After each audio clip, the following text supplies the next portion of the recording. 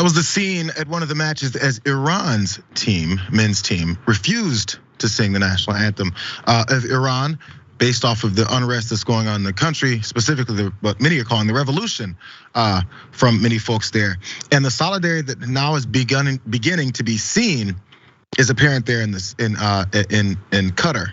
Specifically, is that their own issues going on with their human rights. We're gonna get into all that, but let's give you guys a quick reminder of where things started and the fact that this type of uprising and pushback on this regime out in Iran is a little bit different than things that others have tried. Let's go to details, because on September 13th, in case you guys forgot, the Iranian Kurdish woman Mahsa Amini was arrested in Tehran by Iran's so-called morality police. Eyewitnesses reported seeing her being violently beaten in a police van, and within hours she was taken to a hospital and in a coma. 3 days later, the 22-year-old died. Now, in response to that, women across the country have done protests of solidarity, from haircutting to not wearing hijabs to burning the things that they've been forced to wear, and also protests in the streets have spread. It's not just women, but it is basically led by young women from this original atrocity. And now it's led to the Iranian team out there then not standing or singing for their own national anthem. So let's go to about some of the women and some of the roles that they are playing in this, because again, this is so much different now, and I think it's inspiring people across the world, but it's still not getting the type of attention or mainstream coverage that I think it deserves.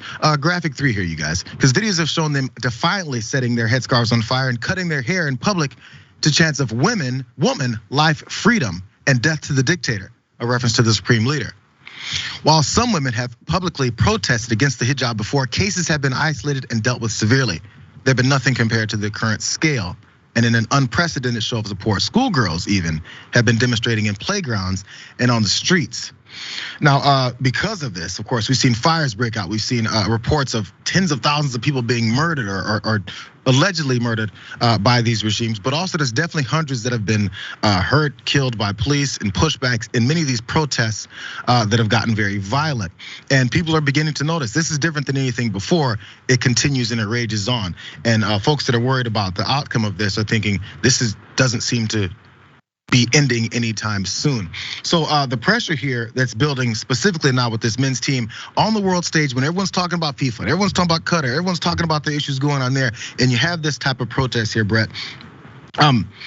Every time something like this happens, I mean, we've been talking about Brittany Griner because our connection to how close, how far away she is, and the things she's going through in Russia. I always ask the question, what is it that we can do? What is the influence that happens? What is it? I don't like seeing these protests of, just post something on Twitter and think that's doing something. I don't know where it then shifts, but maybe this is the beginning of something with this men's team. A lot of people care about how they're perceived, and they don't like being perceived as horrible. And when you think about like a regime that puts out, they have a government, but at the end of the day, the government doesn't really mean anything, and the Ayatollahs basically tell them exactly what they can and cannot do. To have people call them out so brazenly inside the country and have it gain momentum is already like a crazy thing that they don't expect to happen, especially if you have something called like the morality police. Yeah. But I do think that like if you think that you're solving the world by retweeting something, you're not. But I think if you're contributing to the chorus internationally of people putting pressure on folks like this, then I think you are. You're amplifying the message a little bit, and I don't think that that's nothing. And I think there's a lot of times when that voice inside your head to do more is super healthy. Things you can do is like contribute to organizations that are working inside the country. But then again, like if you follow that to like amplifying it to the point where like you're advocating for military intervention, I think that's gonna be misguided. But I think there's plenty of ways people can get involved in helping the protests, and it's okay to say that it's not yours, but it's also like huge for this kind of thing to happen at the World Cup, which is literally the highest profile event on the planet. And people are seeing it too. There's other protests that are spreading around the world within the country, and specifically about the country that was chosen to host this particular World Cup. Let's go to this aspect of it.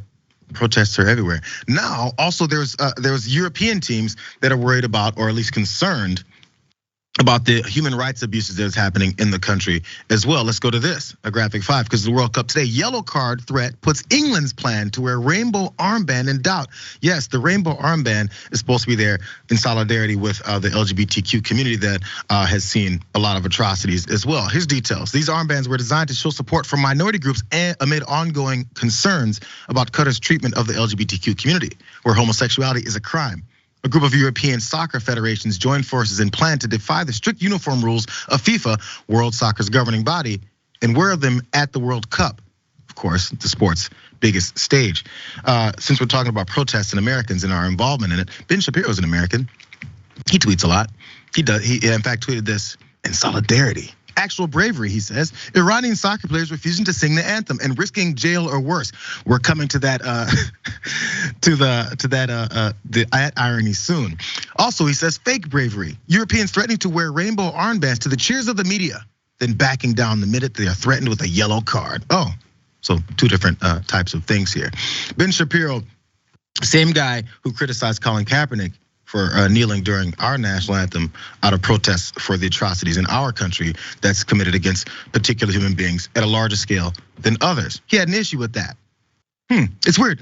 There's a couple folks that pointed that out. One of them is Hassan Piker. You guys may have heard him before. This is what he tweeted. The bravest of all, Ben Shapiro posting about Iranians standing up to their government while he cut 2,093,821 videos about black athletes doing the same here. I love it, man. That's a nice number. And he's responded to that as well. Hassan went on further and he said, this freak would love Qatar's laws if they were white and Christian.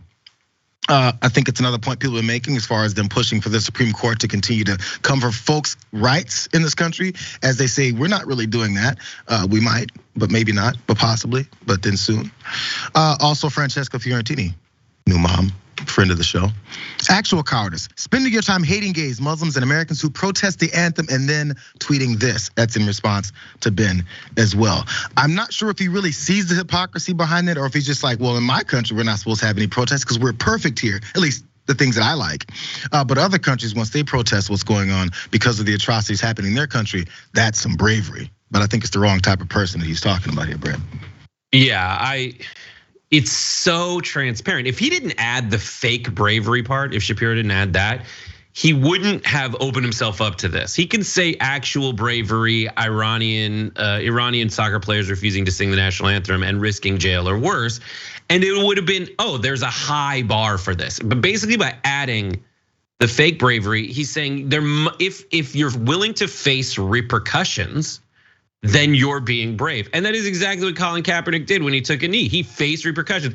I tweeted lol now do Kaepernick. And there's people who, I love the pushback you get. There's this guy who named Rainbow Libertarian who said, well, Kaepernick made more money being a professional protester than he did playing football. Yeah, because he got fired for it.